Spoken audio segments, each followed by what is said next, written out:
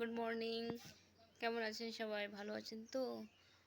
আজ রবিবার, এখন সকাল মোটামুটি 8:30 বাজে। দেখেছেন কি রোদ্দুর উঠেছে? প্রচণ্ড রোদ্দুর। আমাদের উঠোনের মাঝে এত রোদ্দুর এখানে। দেখুন আমার ছেলে কুয়োর পাড়ে কী করছে। এই যে কুয়োর পাড়ের আম গাছটা আপনাদের বলেছিলাম না, এই দেখুন আম গাছটা। এখানে দেখুন আমার ছেলে একটা স্ট্রবেরি গাছ লাগিয়েছে।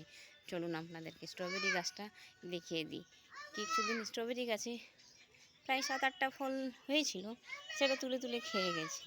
এখানে একটা ফল ধরেছে, এখানে দেখিয়ে দিচ্ছি আপনাদেরকে। দেখুন কি সুন্দর একটা ফল ধরে আছে, লাল হয়েছে, যেটা দেখতে পাচ্ছেন।